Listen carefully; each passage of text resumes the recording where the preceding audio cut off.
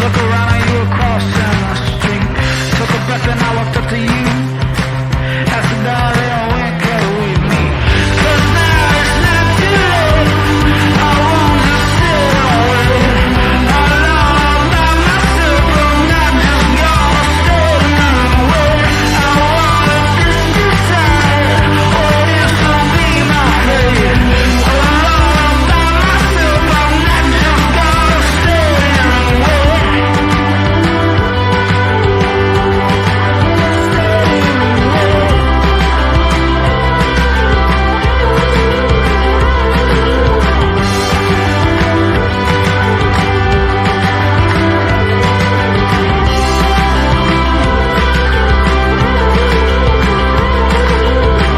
But now it's not too late. I won't just sit and wait. Alone all by myself, I'm not just gonna stay here and wait.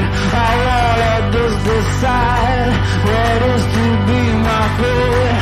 Alone all by myself, I'm not just gonna stay here and wait.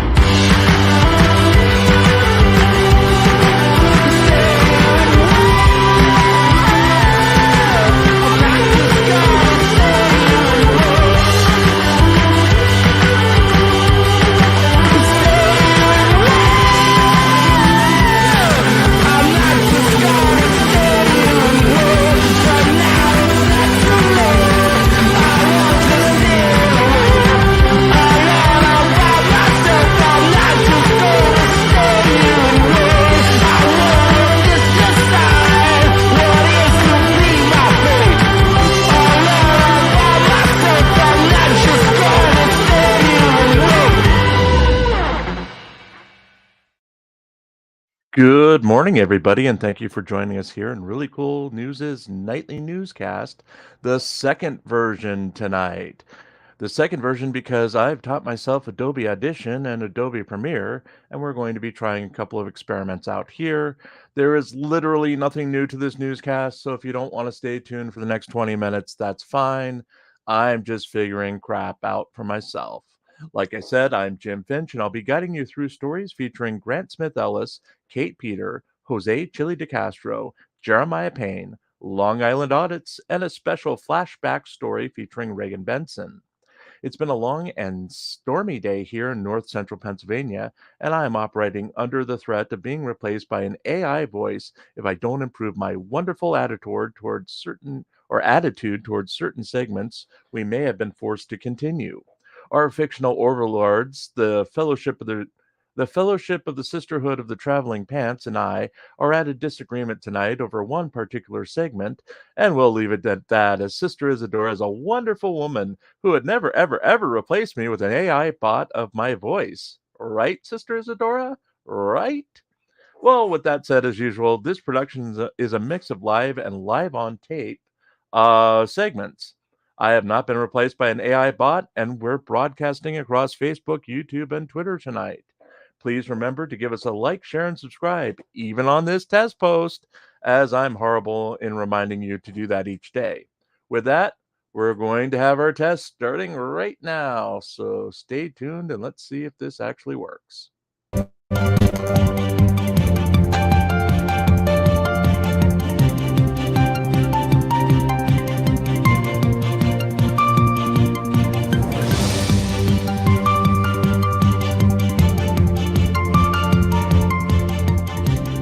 Chili DeCastro gets new Maryland court date. PDocs of the public documents of Jose Chili DeCastro brought news on Sunday of updates to DeCastro's pending charges in Maryland. The charges stemmed from several incidents where DeCastro made statements to his followers on live streams earlier in the year where he is accused of doxing former associate Colin Project Constitution Campbell. DeCastro allegedly told his followers to directly harass Campbell at his home and at his father's residence, resulting in charges being filed by Campbell. A previous court hearing essentially tabled the charges until further notice because DeCastro did not show for that scheduled hearing. DeCastro did not make it to the hearing because he was in custody of the Clark County Detention Center in Las Vegas, Nevada. New filings in the case saw a motion to quash the previous summons and a new summons issued for DeCastro. A new trial for DeCastro has been scheduled for June 17, 2024. Campbell has previously been granted a 6-month peace order preventing contact by DeCastro, which expires in September of this year.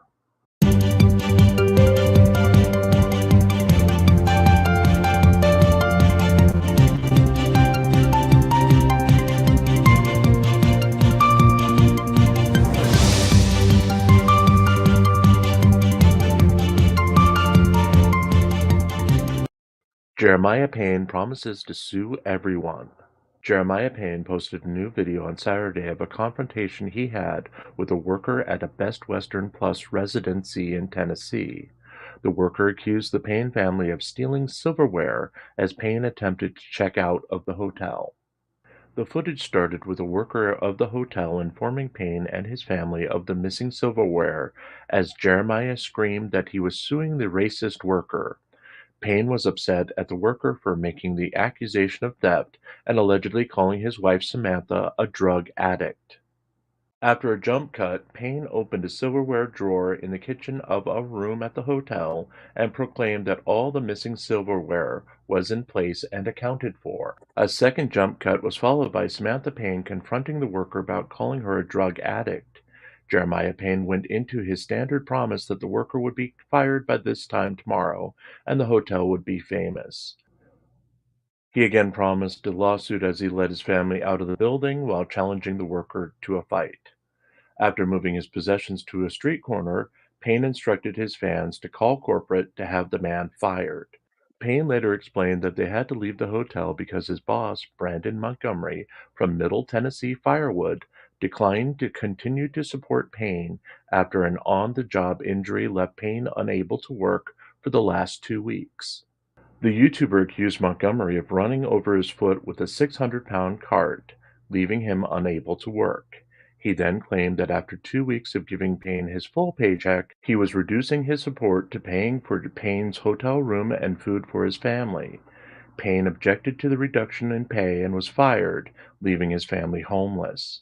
Immediately announcing a new lawsuit against Montgomery, Payne said that he had no idea what he was going to do as he was now homeless with his 6-year-old daughter and 70-year-old mother.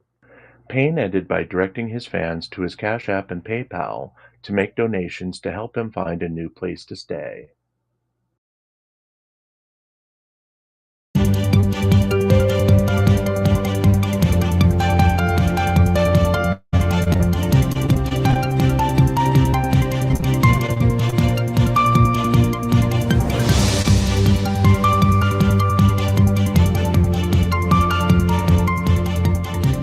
Long Island Audits gets rare Sunday win. Oh no, come on. Just when I thought it was safe to retire this segment, Sean Paul, Long Island Audit REDUEX, came roaring back into the competition with a decisive victory on Sunday. Contributions to Long Island Audits Support the Fight Against Tyranny and Corruption Fund drew a whopping $20 in donations on Sunday, outpacing his nearest competitor by $10. Again, there's no reasoning for the single donation he received on Sunday. It disproves the theory that I just used this segment to pad out the paper or newscast, because on really light days, I need the time or I need pages. And yeah, those who think I just insert a Phantom editorial in this, well, okay, I do. I insert a Phantom editorial from time to pad out this stupid segment. Sunday had an actual competition. Whoop-de-doo! We saw Long Island Audit taking the lead from Jose Maria Chili de Castro in dramatic fashion. They almost had a real fight with real competition, and the win was gained at the last minute, with Long Island Audit pulling ahead and making de Castro cry in his jail cell. Or something. That's my story, and I'm sticking to it.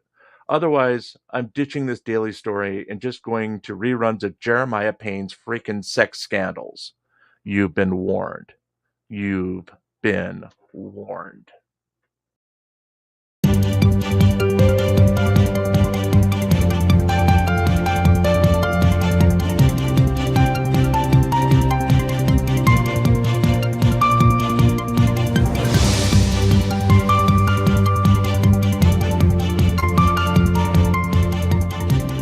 Commentary: Grant Smith Ellis's Really Horrible Month continues. As detailed on his Twitter feed, Grant Smith Ellis is having another really bad week to an already bad month in a year that would have made anyone else pack up and move elsewhere. Smith Ellis was already embroiled in controversy after being easily manipulated by Aiden Turtleboy Kearney into receiving a protection order taken out by a Turtleboy follower. The incident was over standing in line for access to the Karen Reed case. The woman threw his chair, he may have pushed her back, but it was 2-on-1 in a kindergarten fight.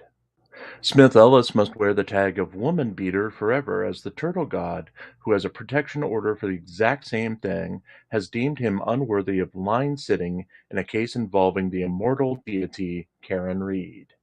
This is where any sane person would have walked away. Seriously, Turtle Boy is at the top of his turtle game, showing that he was just manipulative enough to get the chair policy thrown out so he could get his face on the internet every day as they escort him out of the courtroom when a witness he's accused of intimidating comes in to testify. Instead of retreating, Smith Ellis launched into a righteous attack on Kate Peter? Kate Peter is a lot of things. She, too, is facing witness intimidation charges against Turtle Boy, of all people, in an almost non-related matter. She promotes the downtrodden and gets a Mother Teresa meets Howard Stern circa 1997 vibe at times, but she sees herself as a good broad and probably is. She's also a vicious fighter who, exactly 2 years ago today, allegedly forced poor Jose Chili de Castro into a near-death panic as she mauled him with her boob multiple times at a Memorial Day parade where he was stopping short for unknown reasons. The point being, you don't mess with Kate, especially on her home turf. If you thought Turtle Boy was bad, having Turtle Boy's people and Kate's people come at you at once would make you run away from the internet and promise a Welsh solicitor would be hand-delivering a certified letter to your alleged victims next Tuesday if he wasn't lost in a snowstorm. Grant hit Kate with charges that she didn't properly account for funds from a fundraiser for Turtle Boy's ex-girlfriend. Kate hit back that Grant was a man-child who was trying to sleep with the ex-girlfriend and jealous of Kate's friendship with her. Grant says the feds are coming in to investigate Kate. Kate says that Grant is a manipulative drama queen who knows less about how to keep a girl than Turtle Boy does. Kindergarten has evolved into a 10th grade drama. At this point, Grant's only real options are either to leave reporting of this story alone and focus on repairing his reputation, or continue the fight on all sides with Turtle Boy and Kate and go down in a blaze of dishonor. After this, regardless of outcome, nobody in the Canton area will like him, and he won't be the queen of the winter ball anytime soon. We'll continue to follow this drama in Canton as it plays out in real time. Will CPU Tom throw a chair? Will more ex-girlfriends of Turtle Boy line up and totally not date Grant? Will Kate Peter go on a boob-mashing rampage?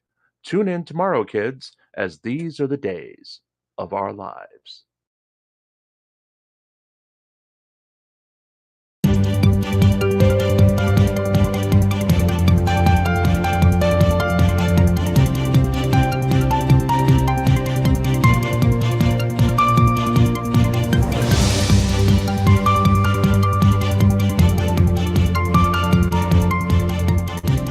Flashback to May 27th, 2023.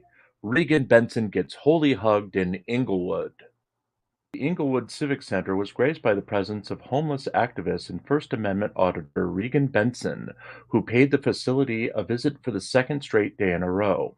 Benson, 50, traveled to the Civic Center to pick up a flash drive containing yesterday's court hearing featuring her friend Shannon Moore, who settled a long outstanding charge against her at the hearing by taking a plea deal. As part of the plea deal, according to Ms. Benson, Moore must stay away from the dumpster at the Inglewood Civic Center for the next 6 months. After picking up the drive, Benson encountered a homeless couple who had come inside from the storm that was brewing outside. The couple inquired about obtaining a tarp to provide shelter from the storm, and Benson replied that she would provide them with Dollar Tree gift cards if they'd simply accompany her to her car. Before leaving for the car, Benson saw the security guard she named as Alex sitting at the security kiosk. Benson walked over to Alex and began to question him about a gesture he made to her the previous day, where he blew a kiss in her direction before entering a secured area. Benson claimed that Alex had sexually harassed her and that the next time he makes a gesture like that towards her, she will call Allied Security to report the security guard. Alex stopped and made it clear that he made the gesture to her camera and stated that it was an innocent gesture. After listening to Alex's response and his use of her first name, Benson began to berate him, demanding that he call her Mrs. Benson and leveling charges at him that he wished to fight her or her children outside of uniform. Completing her rant, Benson declared that Alex was lucky she was not his mother, to which Alex completely agreed with the statement before walking into the secure private area. Turning her attention to the homeless couple, who were now cowering away from Benson, Benson offered to take them to her car to retrieve the gift cards. As the trio walked to Benson's car, the homeless woman began a long and complicated story about sin and salvation that culminated in an encounter with her brother, who she claimed was demonically possessed and not acting himself. The woman described that she channeled the power of Jesus